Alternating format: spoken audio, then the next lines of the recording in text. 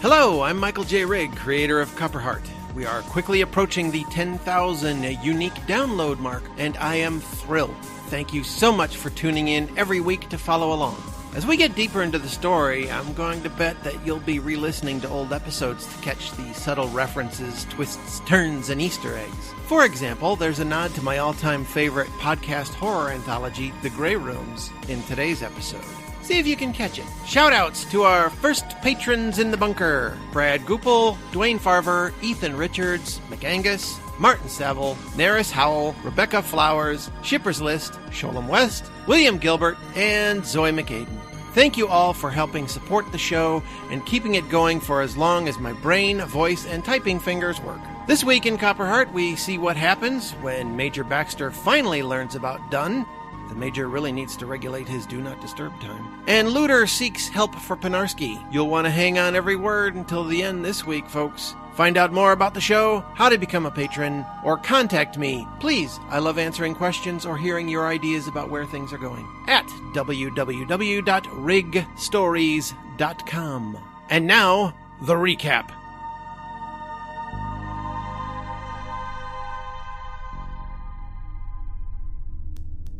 This program contains mature language and situations. Please see our show notes for an advisory specific to this episode.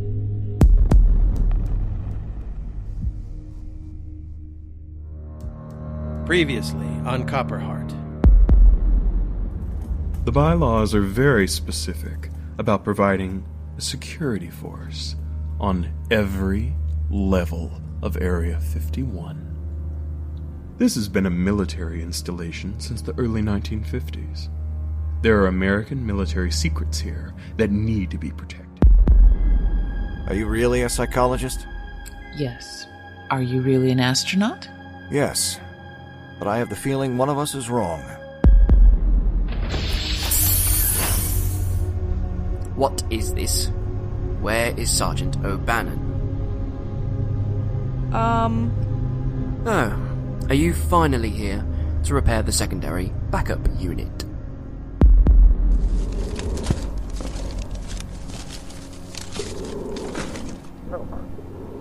Luke, I am your father. Okay. I don't get it. Come on. Darth Vader, I am your father? Whose father? Looter, what are you... Stop digging around. That wasn't that bad. Penarski, there were 2 movies after Star Wars A New Hope, Empire and Jedi. I borrowed the discs from you, and you said I could hold on to them until you wanted to watch them for the 8,000th time. I'm leaving. You know, I was perfectly fine wallowing in my own pain and self-pity before following you here to watch the giant fucking disco ball down there sit like a big shiny piece of shit.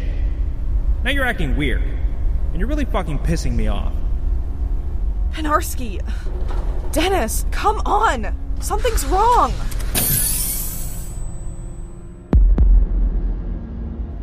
Dennis Penarski,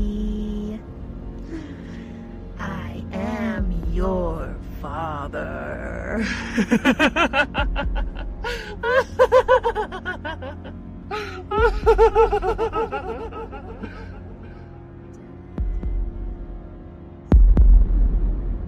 And now the continuation of Copperheart.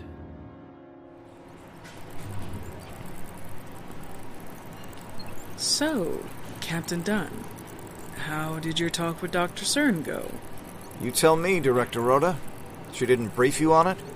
I'm sure, even where you're from, you've heard of doctor-patient confidentiality, so no, she didn't brief me on anything. Okay, now hold on a second. I told her everything I knew, so now it's my turn, okay? If both my legs weren't crushed, would you let me walk out of here, or am I a prisoner? You're not a prisoner, but you can't just walk out of here. You'll die of exposure if the radiation burns don't get to you first. Maybe I'd take my chances. Where are you wheeling me in this stupid thing? Are you going to cut me up in a lab or something? A holding cell? Oh, maybe I'll be parked in some kind of plexiglass enclosure for the kids to point and stare at. Look, Captain Dunn, we're all on the same side here. Or at least it seems that way. I can understand why you don't trust me, but you have to. The only way we're going to get to the bottom of all this is by being as truthful as possible. Agreed? My staff will do everything within their power to find out how you got here. I, for one, am taking you at your word. There's another word? Here's what some of us think. Your ERV crashes right outside our complex. There are 3 humanoids aboard. 2 are dead. Everything about this looks like a crashed Earth return vehicle, right? Except it can't be. There is no space station. There is no space program. There are no ERVs, and there haven't been... Not like that. And your uniform makes no sense. The American flag on your sleeve and the one painted on the ERV are completely wrong. So... No, it's your... Let me finish. So, you're either an extraterrestrial of some sort mimicking an Earth astronaut, or maybe you're a Chinese spy sent here to infiltrate the bunker, sabotage it, or make assessments before reporting back to your command post. I honestly don't know. Do I fucking look Chinese? So you're an alien then. Good. That's been figured out. I'm not an alien. For all I know, all of you are aliens. Or this is hell, or some kind of fucking nightmare. You're close. Let's play this from the perspective of believing each other, You're not an enemy spy or an alien, and neither am I. So how did you get here?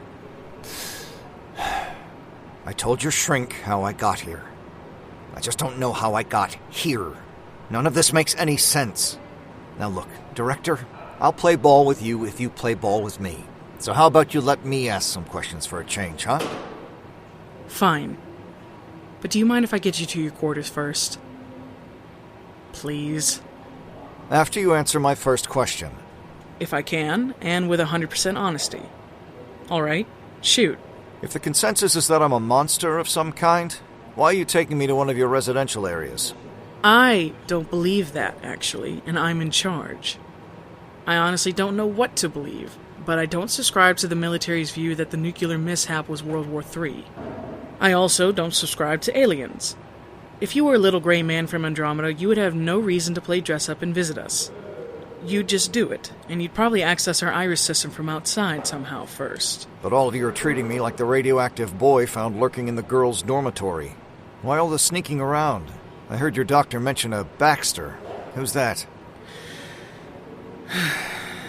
GL51 was initially a military facility, so part of our leadership consists of a military branch. I'm the elected director, and our council is composed of equal representations of military, civilian, and scientific personnel. Strangely democratic following a nuclear war, or mishap, or whatever you're calling it, isn't it? I mean, especially in a place like Area 51. 51 was redesignated a reconstruction bunker in '97, immediately following the mishap.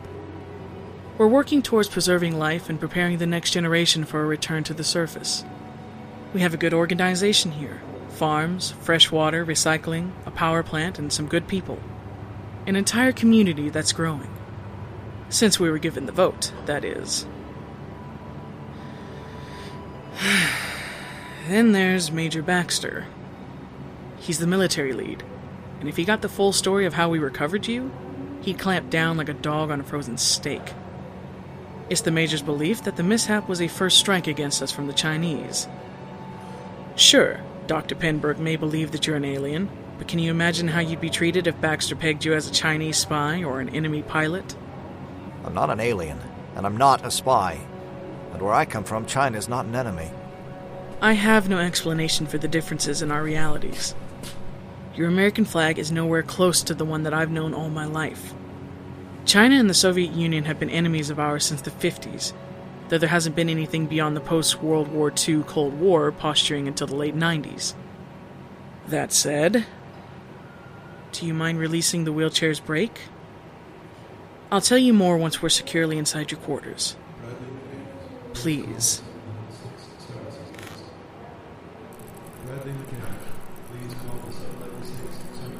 Cold War. Soviet Union. Unreal.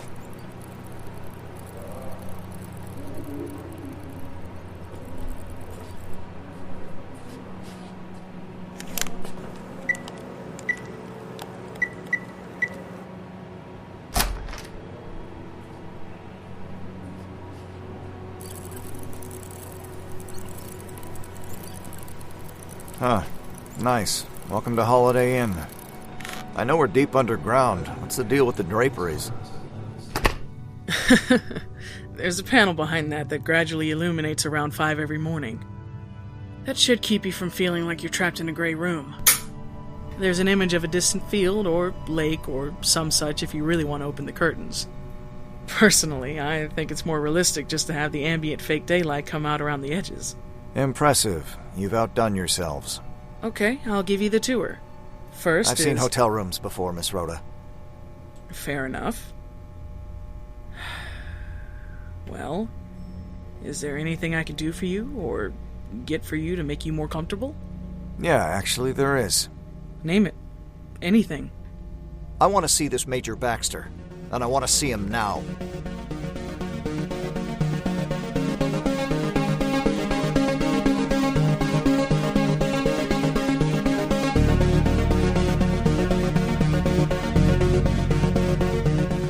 Copperheart, a Rigg Stories audio drama by Michael J. Rigg.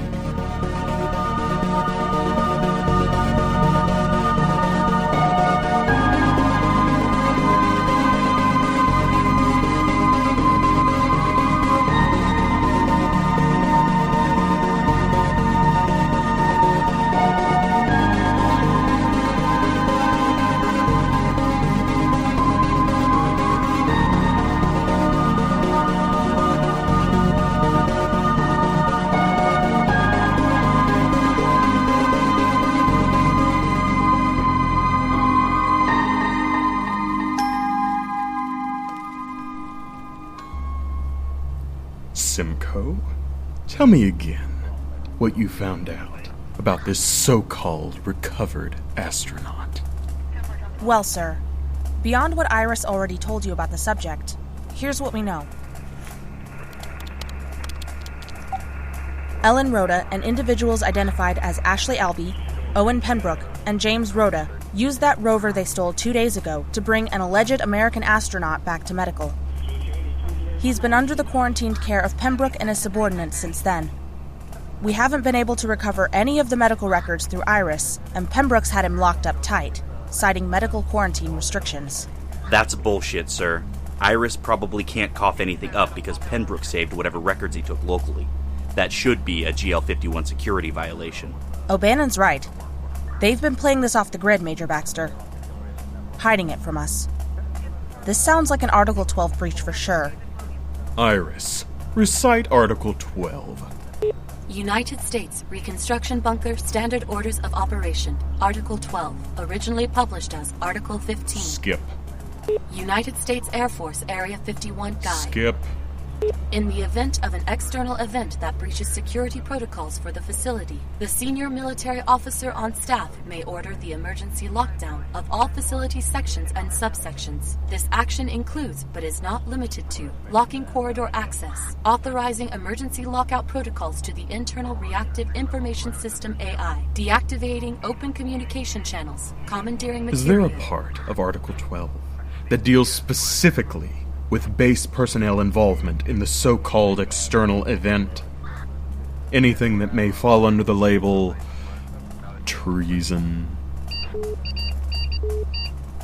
Affirmative, Major Baxter. Article 12, Paragraph 9, states that the senior military OIC also has full authority to commence emergency lockdown procedures and conduct an internal affairs investigation if there is sufficient evidence that Area 51 or USRB personnel were involved with the aforementioned breach. This authority extends to full military branch autonomy for the duration of the event or until advisors arrive from the National Security Agency.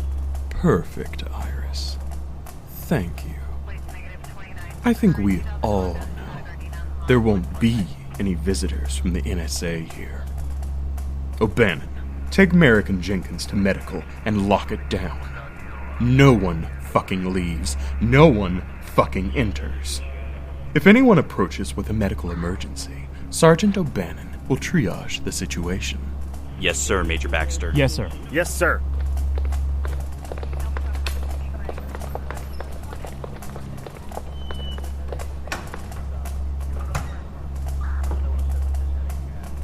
I guess this means dinner's off? I've had it. with Rhoda and this civilian democracy bullshit. It ends now. I've tiptoed around the majority long enough. This has always been a military installation. Vote or not, Rhoda's fucked. I couldn't agree more. Iris, where is Dr. Penbrook and this so-called recovered astronaut? Dr. Penbrook is in medical, specifically in his office, meeting with Dr. CERN. Would you like me to tap into the room's monitors? No. Fuck him. Is the recovered subject still in medical quarantine? Negative. The subject, who identified himself as Captain Dunn, has... Captain of what? The Mars Reconnaissance Corps, though my databanks have no record of any such. That's because it doesn't fucking exist. Enemy infiltration? Has to be. Iris, where is the subject now? The subject identified as Captain Dunn is currently on Sublevel 6, Block A, Unit A6237. Is he alone? Negative. Director Ellen Rhoda is approximately 2 meters from him, gesturing as she speaks. Captain Dunn is seated in a wheelchair. Lock down Unit A6237 under security protocols associated with Article 12. I trust you know which ones, Iris. Done. Captain Simcoe, you're with me. Grab a couple of uniforms on the way out. With pleasure, sir.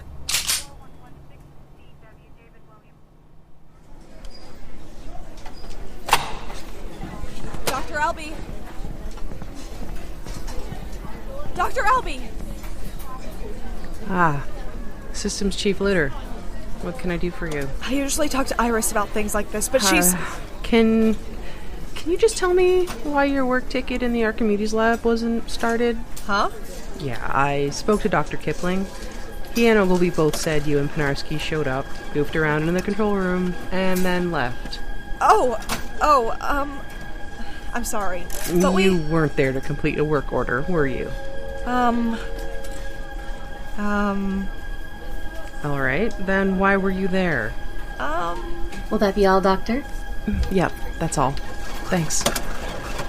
Dr. Albee, if I tell you why Penarski and I were down there, will you please talk to me?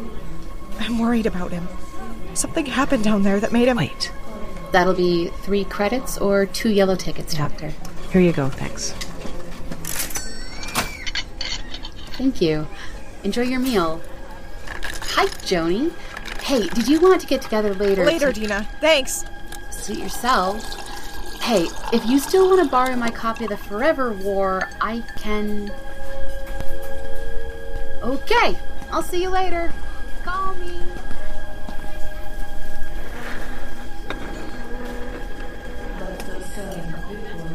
There. Did you hear that? What? I didn't hear anything. Dr. CERN. She's been paged like every hour. Sometimes even 3 or 4 times an hour. Dr. CERN, report to psychology. Dr. CERN, report to medical. Dr. CERN, report... Luder, take a deep breath. Okay.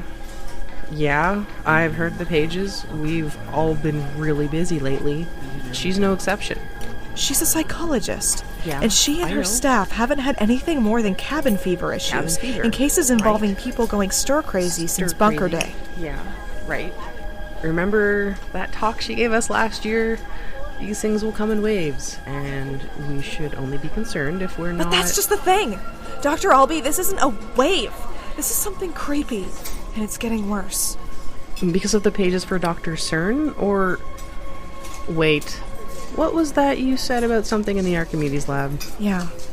All this started around the time of the ERV crash 4 days ago. No, now you're starting to sound too much like Penbrook. There's just way too many... Then tell me what's going on with that alien cube thing in the basement. Tell me why Dennis Penarski lost his... And tell me why Dennis lost his mind. Joan, what are you talking about? First, I'm going to ask you something. It's going to sound stupid, Star Wars. It was a trilogy. Yeah, Dr. Kipling said that was the only thing you asked him about during the time you were supposed to be... He never heard of them. He never heard of them. What? Who? Pinarsky? He and I were talking, and I was messing around with one of the gas masks down in your control room. Again, instead of completing that work ticket. Oh, all right. Just tell me what happened. Well, I was doing that Darth Vader thing, I am your father. Yes, I'm aware of that bit. Friggin' Ogilvy does it every time he has to put on the hazmat bunny suit. Dennis didn't know what I was talking about. What do you mean he didn't know what you were talking about? He'd never heard of The Empire Strikes Back or Return of the Jedi. And before you say anything, Dr. Albee, I've watched those with him hundreds of times. It's how we celebrate his birthday. Bunker Day, George Lucas's birthday. Okay, I get it. Go on. Wait. Are you sure he wasn't screwing around with you? We almost came to blows over it. I thought he was being a real dick, and I decided to call his bluff. If this was one of the most elaborate and pathetic practical jokes ever, I took the movies over to his place and we watched them. And? He got upset. I mean, he was bawling his eyes out, weeping, screaming at the monitor, pulling his hair, cheering. It scared the hell out of me. Then, after we watched them, he cried into my shoulder like a fucking baby. I mean, real tears. He soaked through my shirt, Doc. You should have seen his eyes. I don't get it. It must be some sort of... He thinks he's gone insane. He thinks he's lost his mind. I told him about the history of movies. I pulled up data entries on the internet about the making of the movies, behind-the-scenes crap, stuff like that. Stuff Dennis devoured as a kid. The afternoon of the quake, when Pinarsky decked O'Bannon, he told me he loved me. Wait, what? But... No, from Star Wars. Han and Leia, I love you. I know. The part. You know the part. Well, yeah, I guess. He knew it then. Oh, and just before we went to see your mirror cube thing, he was talking about the new fish being named after Boba Fett. He knew the bounty hunter from the movies before we went to the Archimedes. Do you know what he said when Boba Fett appeared in Empire? He said, huh, who's he supposed to be? And when Boba Fett falls into the Sarlacc pit... The what? When Boba Fett is killed off at the beginning of Return of the Jedi, he said, nothing, Dr. Albee. No, you don't understand. Pinhead has seen that fucking movie 1,000,000 times, and he always throws a fit. Every time! He is really good at practical jokes, though. Remember that time? No! Don't you think I hadn't been thinking that through most of this? No, Doc. That's where I thought I'd get him. I timed it so I'd be in the bathroom down the hall for a while when that scene came on. I listened at the door. He was doing the, oh, and, oh, cool bit. And when Boba Fett got killed, he said, ouch. And that's it.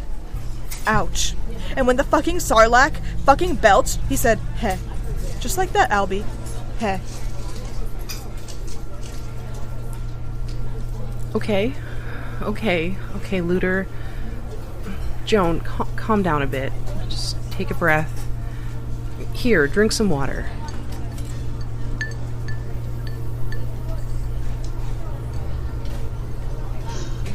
Did you take him to see CERN? You mentioned the pages. No. Like I said, this shit started while we were at your Spacebox lab. Did Pinarsky say or do anything before he started acting this way? Did you guys touch anything beside the hazmat gear in the control center? No, it just happened. And I didn't touch the gas mask. That was just me.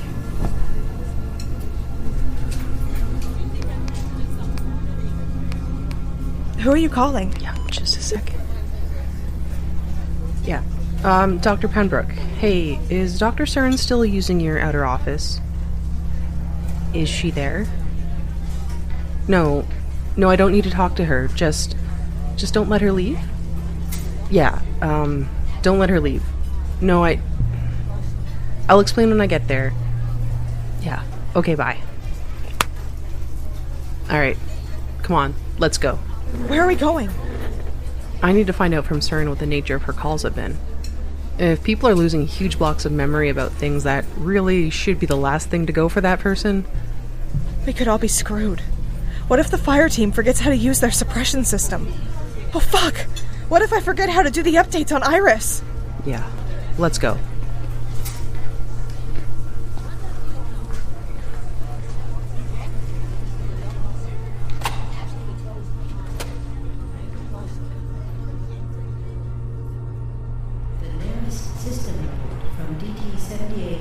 Will be available for all section needs at 1400 hours today. Whoa, hold up, Looter. What the fuck are they doing here? Ah, shit. Baxter must have found out about our guest from the ERV and sent O'Bannon and the goon squad to lock down medical. What the fuck? Seriously? Alright. I'm calling Pembroke to see if he knows about... GL51 communication is currently experiencing technical difficulties. If you have an emergency, please contact security using the intercom in your quarters or place of... What the hell? We regret the inconvenience. What is it? What's going on? Shouldn't you know about this? You're the systems chief. Know about what? What's a... Please contact security using the intercom in your quarters or place of... Oh, this is bullshit. I haven't been paged or called. The overhead's still working, and my pager's on a separate internal network run by Iris. And what's that mean? It means there's nothing wrong with the communication system. I'm thinking, looking at that shitstorm at the end of the hall, that fucking Baxter shut down the whole comm system. Oh, that's not good. No, it isn't. We should... Hey, Dr. Albee, where are you? What are you doing?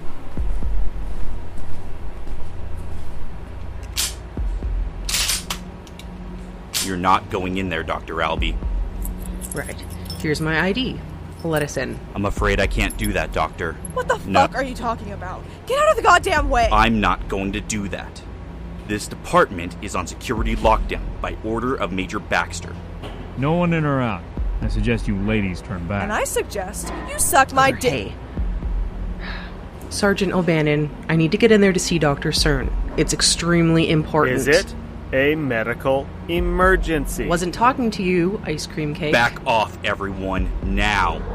Dr. Albee, I suggest you turn around right now, or I'll have to place you under arrest. On what fucking charge? Sergeant, what the hell is going on? I need to get in there. What if I was vomiting blood or cut my fingers off? Could we get in then? You look okay to me. Yeah, you got no business here anymore, so piss off. Both of you. O'Bannon, please. I need to get in there. No, ma'am. No entry. No exceptions. Sergeant, I need... Oh, fuck this. Come on. Chickens, no! Alicia Atkins as Director Rhoda. Graham Rowett as Dunn. Allison Brandt as the Visitor. Jared Worley as Major Baxter. Victoria Wan as Captain Simcoe. Brian Penaloza as O'Bannon. Sarah Ruth Thomas as Iris. Martin Savill as Private Merrick. Chris Majotin as Corporal Jenkins. Haley C. McCarthy as Looter. Jen Avril as Dr. Albee. Evan Test Murray as Dina. Marina Sandoval as the Ghost. You've been listening to Copperheart, a Rig Stories audio drama. Original theme and music composed and performed by Astral Fogg. Find more of The Fog with 2 G's on iTunes. It's truly astral. Tune in next week to see if Jack Sellers has recovered from his breakdown and how he responds to evidence of shots fired at GL51. Have a great week, and we'll see you next week.